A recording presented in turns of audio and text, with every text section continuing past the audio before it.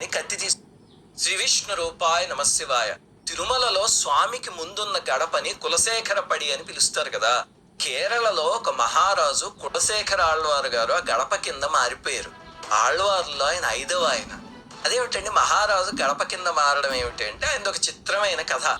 శ్రీ మహావిష్ణువు యొక్క కౌస్తుభమణి అంశతో పుట్టారు ఆయన. చిన్నప్పటి నుంచి అపారమైన రామభక్తి, రాముణ్ణి ఆదర్శంగా చేసుకుని ప్రజల్ని చక్కగా పరిపాలించేవారు.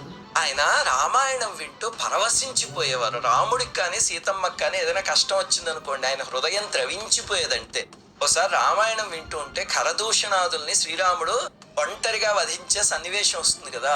అయ్యో మా రామయ్య చిన్నవాడు, వాళ్ళు ఘోరమైన రాక్షసులు, ఎలా యుద్ధం చేస్తాడు, పదండి అని చెప్పి మంత్రిని వాళ్ళని పరివారాన్ని సిద్ధం చేయండి అని కత్తి తీసి శ్రీ విష్ణు రూపాయ నమశివాయ. తిరుమలలో స్వామికి ముందున్న గడపని కులశేఖర పడి అని పిలుస్తారు కదా. కేరళలో ఒక మహారాజు కులశేఖర ఆళ్వారు గారు ఆ గడప కింద మారిపోయారు. ఆళ్వార్లో ఆయన 5వ ఆయన. అదేమిటండి మహారాజు గడప కింద మారడం ఏమిటి అంటే ఆయన ఒక చిత్రమైన కథ.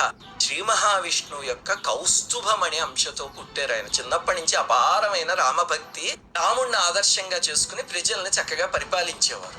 ఆయన రామాయణం వింటూ పరవశించిపోయేవారు. రాముడికి కానీ సీతమ్మకి కానీ ఏదైనా కష్టం వచ్చిందనుకోండి ఆయన హృదయం ద్రవించిపోయేదంటే.